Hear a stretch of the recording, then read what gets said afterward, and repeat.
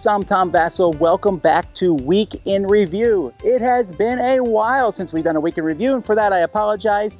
But we're going to change some things up. Hopefully, as the weeks of review go by, you'll see more and more of the contributors who are on the Dice Tower channel telling you about their games. So this is basically just a short video taking a look at all the reviews we did last week and telling you what our opinions are of those games.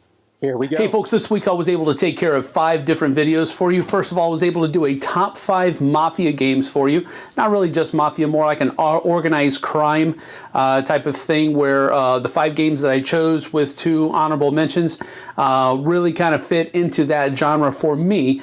So check that video out, see if you agree with that. Then I was also able to do a comparison video between the premium edition that's coming out from Dust Studios, their new system of games, that type of thing, and the primered version of those starter kits. So check that out, see what you think about those. I was also able to do 3 reviews. I did Pina Pirata, which is a very simple game where you either play a card or you draw a card and you're trying to get rid of your hand first. The twist comes in when you're trying to, you have rules that govern each set. Kind of a Flux feel, but not as chaotic as Flux is. Better with families, better than with gamers, I think. But check out the video, see what you think about that. I was also able to do the Dwarf King along the same weight and line as Pina Pirata, in that it's a very light trick-taking game where the rules change whether or not you want to win tricks or lose tricks from round to round.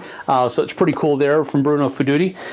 Then I was able to do another review on this classic game, Family Business, from Mayfair Games. And again, this is actually a game that made my top 5 Mafia games list, so it's kind of a spoiler, but who cares. Really cool. Take that game from way back, plays in about 30 minutes. Very fun, pretty light, but it does have a lot of game for only about 15 bucks, maybe even less, depending on where you find it. But those are the 5 videos I was able to do this week.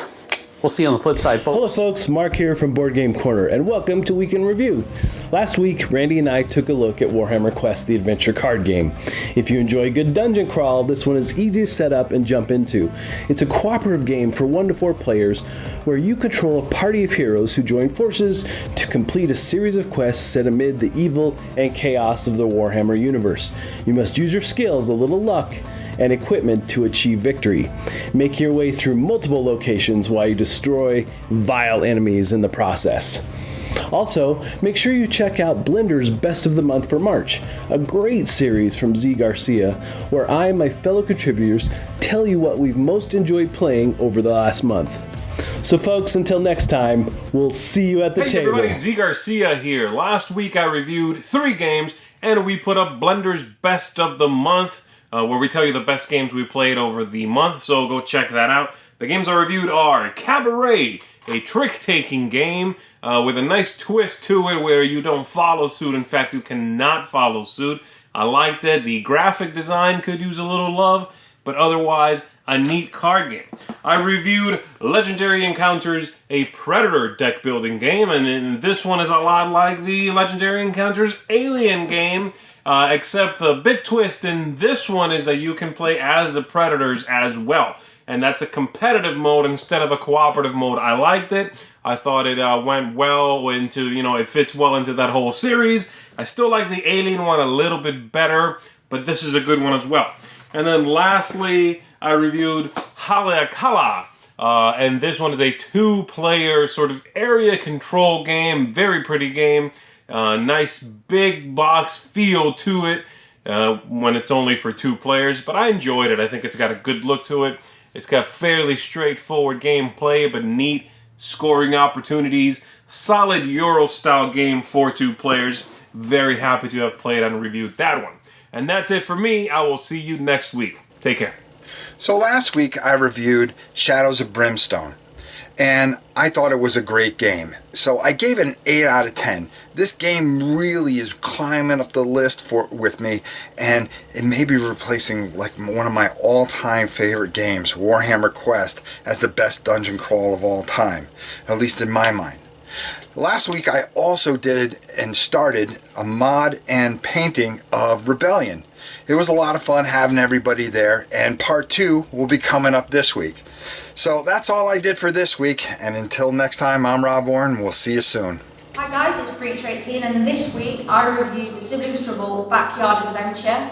I gave it a solid 7. I really enjoyed this game. Think of it as my first RPG. It's a storytelling game where you use dice rolls and you're exploring and adventuring, and you're developing the story as you go along by incorporating things into the game. It's a great game for kids and families. It was a lot of fun and I really recommend it. Enjoy the rest of your week in review and see you next time. Hello, Takas here. This week I took a look at Stronghold from Stronghold Games and Portal Games and the designer Ignacy Jivecat. This is a 2-player only game. The theme is about orcs and stuff invading a castle, but the theme is really about the castle invasion. This game engages on both parts, even attacking or defending. It's both exciting at all times, and it takes a couple of hours to play, and those hours just whoosh, go way past because it's so exciting, and you actually want it to be over. You want to win soon because it's so engaging. So that's Stronghold from Portal Games. So thank you. All right, and for me, first of all, we're going to start out with a horrifically bad game, Epic Roll. This game is one of those games that hits every spot on my scale of things you shouldn't do. Bad components, boring gameplay, uninspired theme, just bad all around. Then we have Gem Pack Cards, which is a beautiful looking game where you're building, using gems to buy cards, to buy more cards. It's a cool idea, but it feels a little bit out of balance, and it's just not interesting to me enough to sustain what it is. For Crown and Kingdom is a rondel game. Yeah, just a rondel, where you're moving pieces around, and I like the idea, but it's a little too long for what it is, and also just a little too, is that it? I wish there was a little more to the game, and again, the production values are not that high.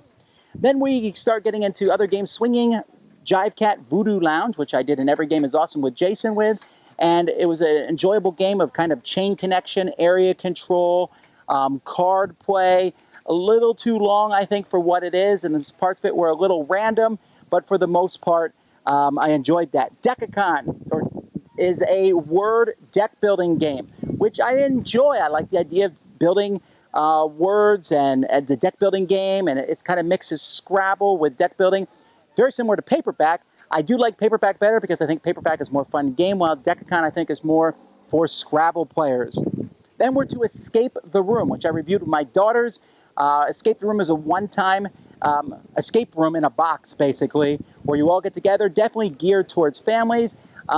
You can see my ranking here is a 7.5 because I think the game is good, but the experience of the game I would rank a 10. I had that much fun playing it with my daughters, lots of fun.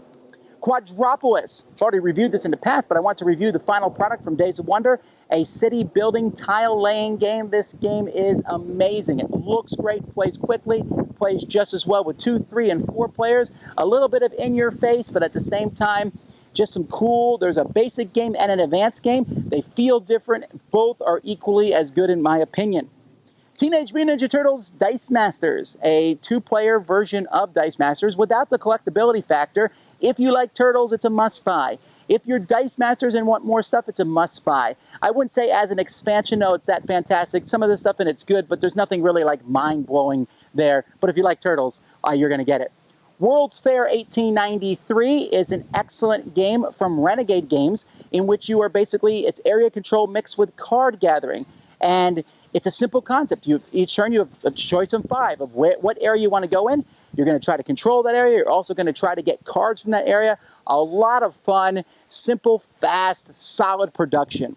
And then Jason and I also, for Every Game is Awesome, looked at Twilight Struggle, which is one of the greatest games ever designed about the Cold War, where you can go into it and you're Russia versus the United States and it's area control. It looks like a war game, but it really isn't. Watch that review. This game's amazing. Everyone should try it at least once. It's probably not everyone's cup of tea, but it's definitely mine. That is our week in review. We'll see you next time. Check out Board Game Breakfast for everything else. Until next time, I'm Tom Vasel, and you've been watching The Dice Tower.